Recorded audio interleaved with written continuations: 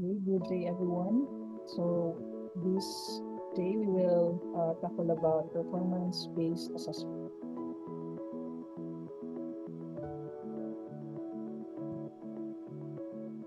So from the word itself, performance.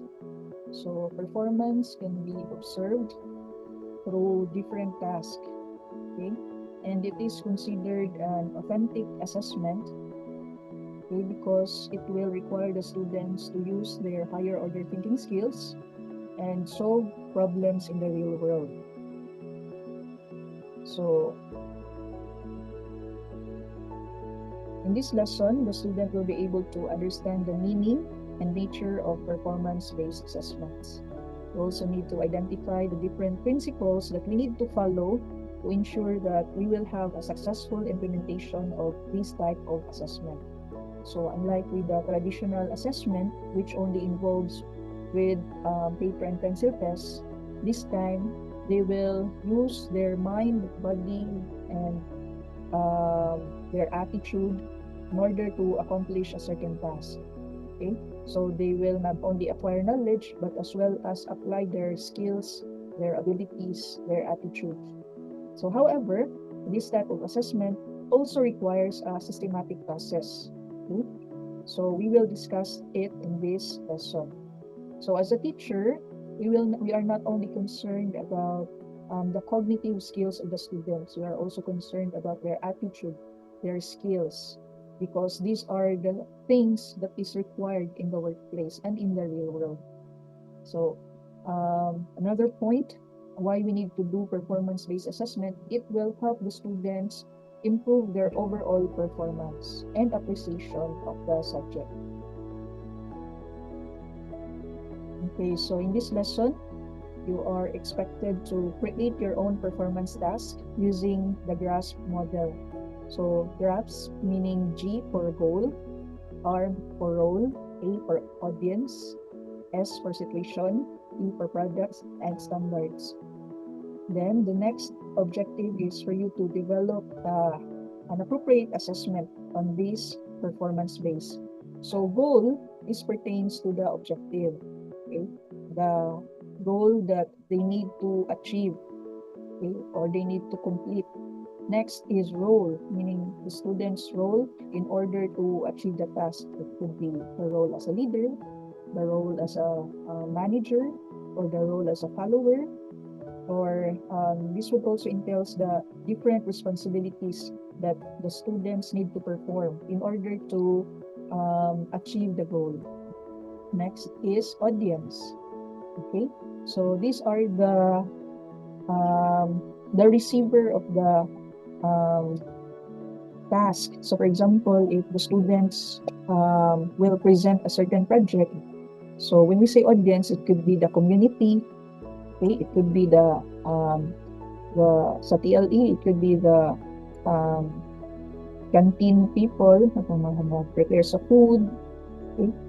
So we talk about audience like consumers, pwede sad na siya. Or even mga teachers, pwede sad ilang mga um, classmates. Next is situation. So these are the physical context and the social context of the authentic task. So physical context, this involves the different resources uh, like the learning environment, okay, where a certain task is will be demonstrated. Okay. Next, products. So what are the expected outputs they will produce? Next is standards. So standards, these are the criteria wherein you will use to assess the student's performance. Okay. So to start our lesson, let's start it with this activity. So you need to identify if the picture shows a performance-based assessment and try to rationalize or explain why you consider it as a performance-based assessment. And if not, then therefore it is a traditional assessment. So you have two options. Say it is performance-based assessment or traditional assessment. I'll explain your answer. So let's start with the first picture. Okay, are you familiar with this? Taking body measurements. Is this a performance-based assessment? Okay, correct. This is a performance-based assessment. Okay, why? Because it is not a paper pencil test. Next, it involves real-world tasks. Next, they use both their cognitive and psychomotor skills, okay, to solve a problem. And what is a problem here? Taking the body measurements. How about this one? Sewing. Okay, is this a performance-based assessment? Okay, yes, this is a performance-based assessment because you are still using your cognitive and psychomotor skills. Dili siya paper and pencil test. Doing laboratory experiments. Okay, this is also a performance-based assessment. Okay, wherein they will apply their knowledge and use their skills. Okay, to identify and understand a certain phenomenon or create a new formula. How about this one? Taking paper and pencil test. So the fourth picture shows a traditional assessment. So why use performance assessment? So performance-based learning and performance-based assessment is a system or set of processes of learning and assessment that allows students to demonstrate their knowledge and skills in a learning environment that embraces their higher order thinking skills relating to the real world. Okay, so this means that PBA is a system where students can use their higher order thinking skills. What are the higher order thinking skills? Like applying, okay, analyzing, evaluating, and creating. Okay, so for example, in applying stage, example, apply the principles in cooking. Next, analyze, okay, evaluate, and create. So it highlights student-centered learning. So as John Dewey said, learning by doing, meaning we learn more by experience. And although through experience we make mistakes, we need to consider that mistakes are good, especially if it makes you learn. Okay, so convert the mistakes into a learning experience. So consider every failure as a learning experience. No? So not all stones that are thrown to us are stumbling blocks. Some stones are thrown to us to be used as a stepping stone, and others are milestones, no? So or breakthroughs. So we need to give our students varied real life experiences, because through this they will have a fulfilling and meaningful learning experience. It would be something rewarding for them, and we ensure that what they learned in school they can apply it to the real world. Okay, so PBA or performance-based learning is an ongoing process that allows student-centered learning and progress monitoring, where teachers and students collaborate and adjust where learning is needed.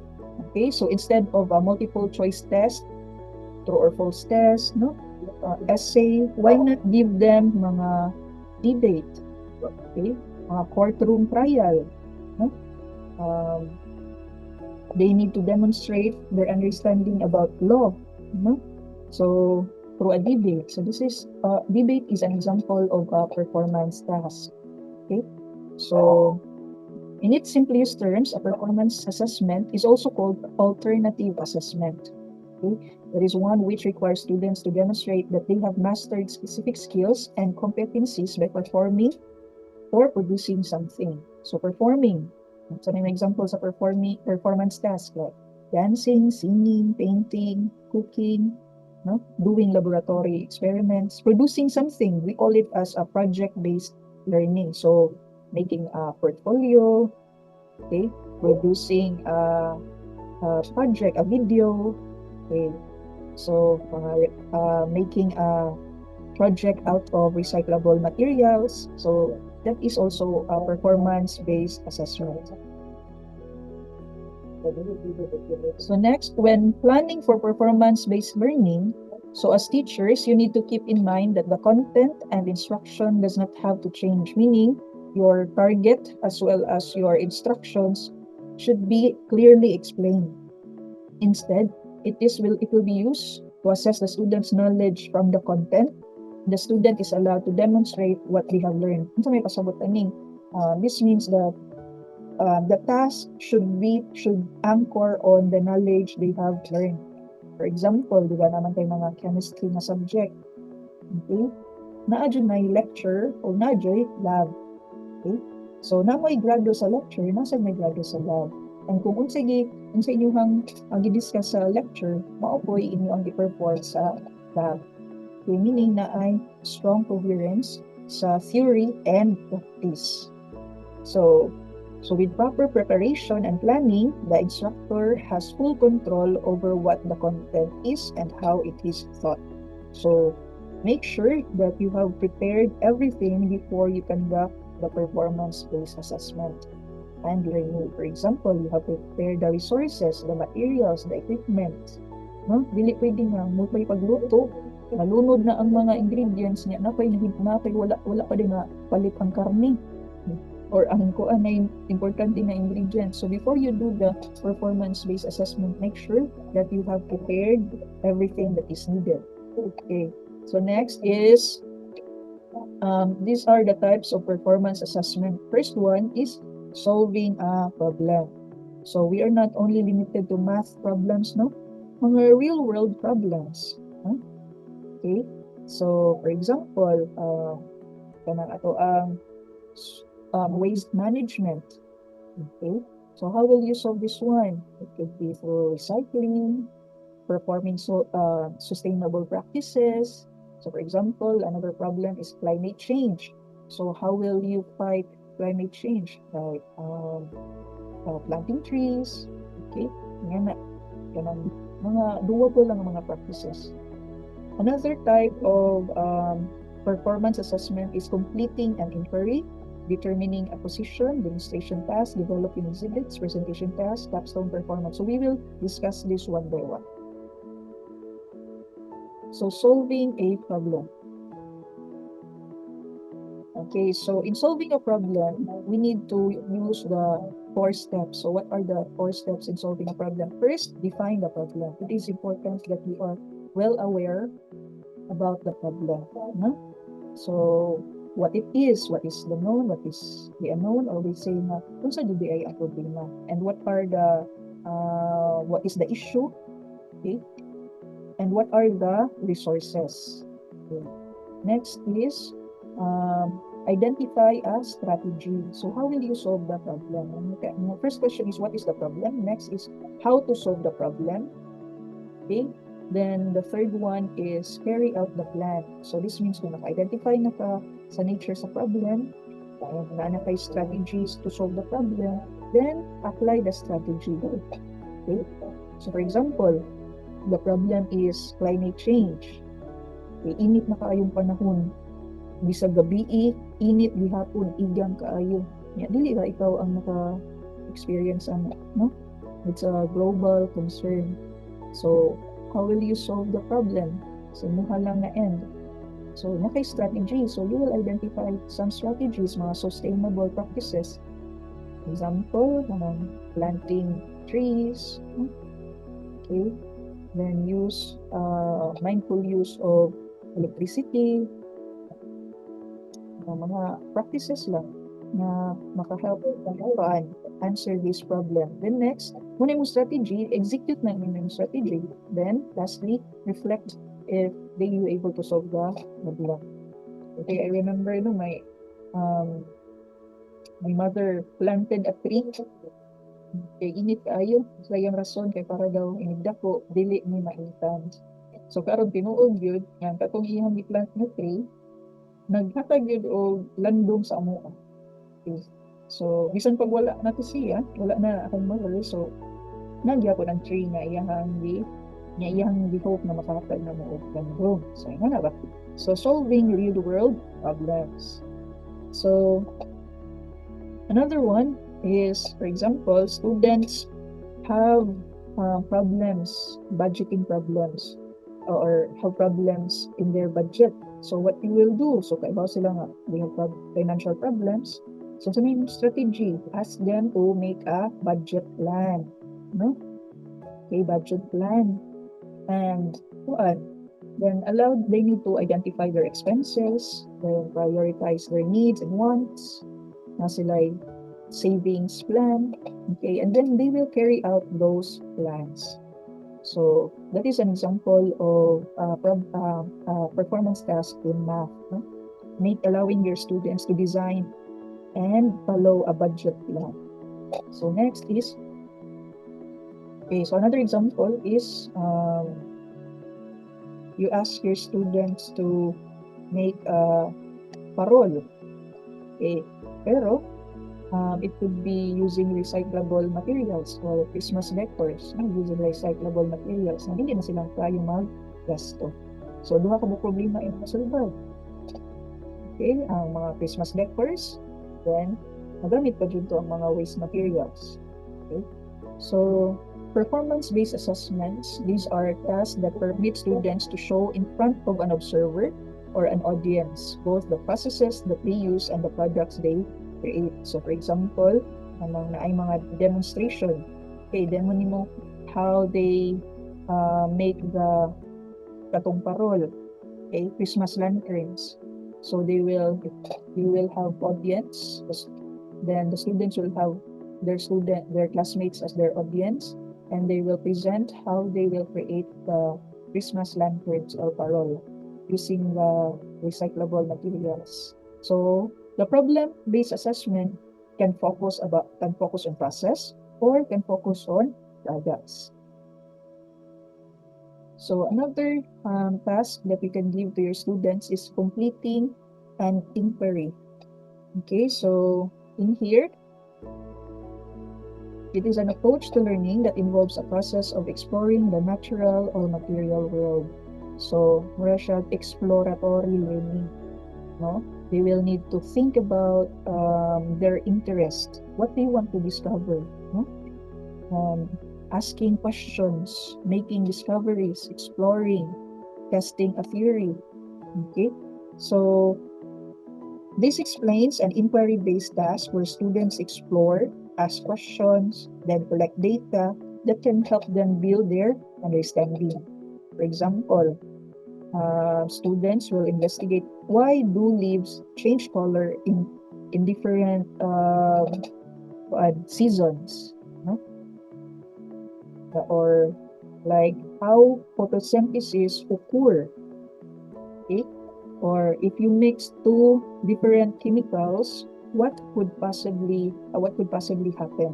So you are giving or allowing your students to use their curiosity, their inquisitive mind, okay, to build understanding about the natural phenomenon.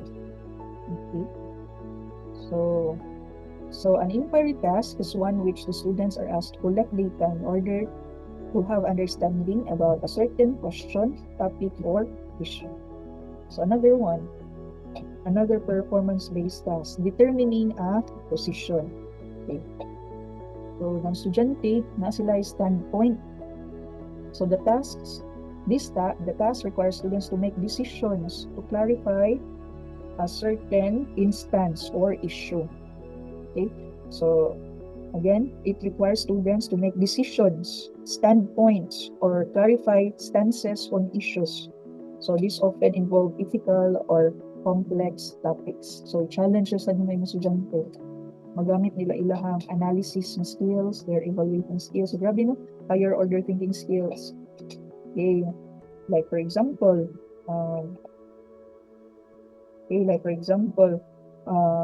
who is in favor of the use of AI? Or do you prefer? Do you agree or disagree that AI will be used in the classroom or making assignments? So you will give your students to debate whether this issue is acceptable or not. And during the debate, doon sila matutunan. Then aside from that, they will also learn to make mga logical propositions or arguments. Yan, kasi silang pagdebate, normal ramang with pagbibati na ang sa workplace, no? making a decision, making a judgment, dayon justifying that decision, importante na siya sa usa ka workplace. Dili man na pwedeng sige ra kang tando, kinahanglan pamausad ka mo defend sa tan-aw natin sa isa. Next is demonstration task. Okay, demonstration from the word demonstrate. This means the students will show or perform a certain skill following certain steps. Okay, so let's define it. So this is a teaching method that shows learners how to do a task using sequential instructions with the end goal of having learners perform the task independently. So for example, si teacher ang unang mo-demonstrate, dayon after the demonstration, ang students na sad ang muhatag og recurring demonstration. While the teacher is making a demonstration, nag-show sad siya of different steps. Okay? So this is a teaching method where students follow steps to perform a task independently. Okay, this is also to measure if they can, in this way, we can also see if they can accurately apply the knowledge and skills. So for example, in science class, students demonstrate how to safely use the microscope. So for example, adjusting the lenses, preparing the slides, and focusing on specific specimen. Okay, so sa cooking side, na cooking demonstration, so the students will need to show how to bake a cake or to cook a certain dish. Okay.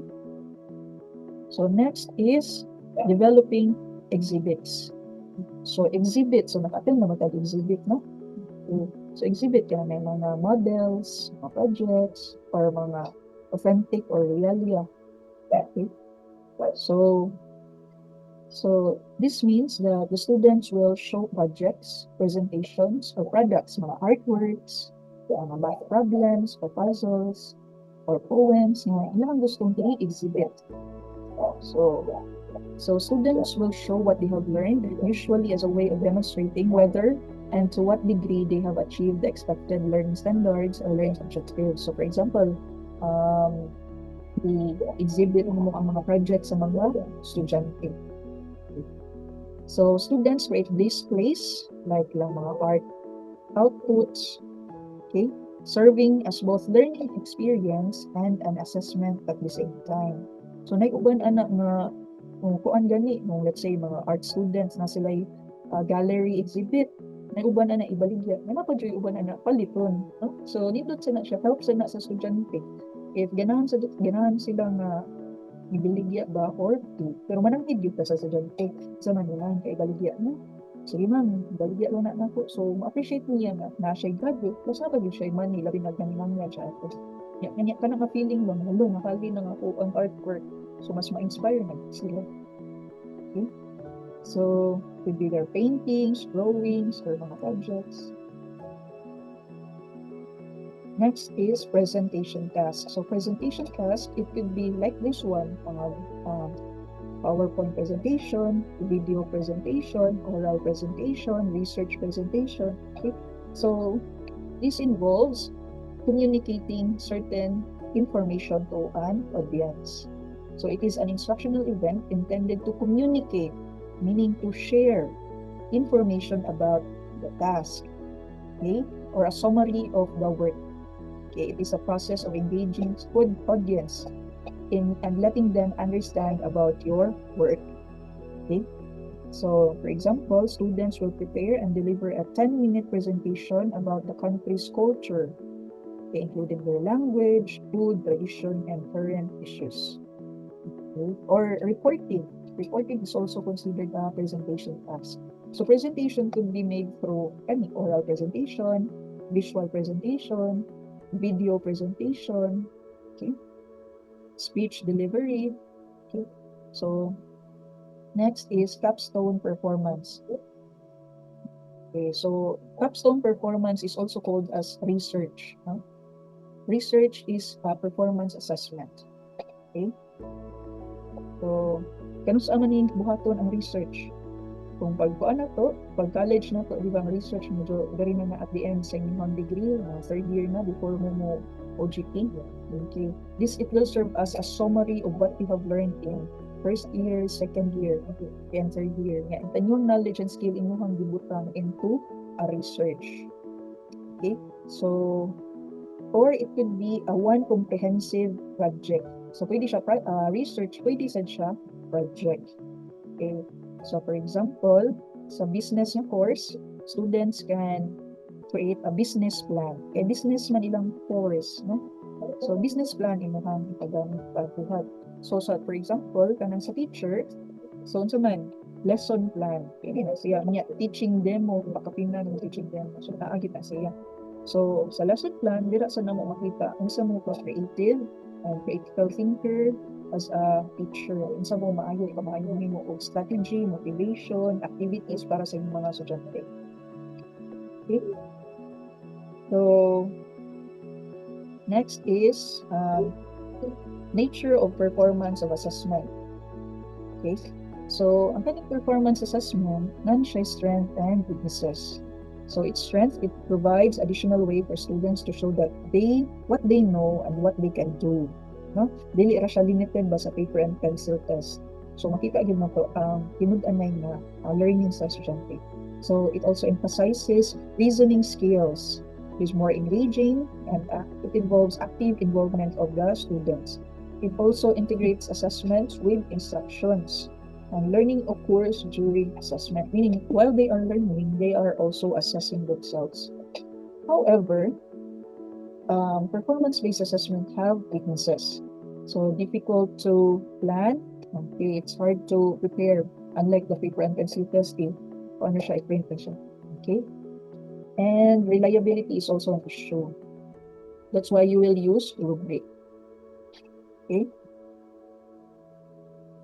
So another is the purpose of assessment. So the purpose of assessment is to assess real-world skills, promote deeper learning, and support continuous improvement. Okay.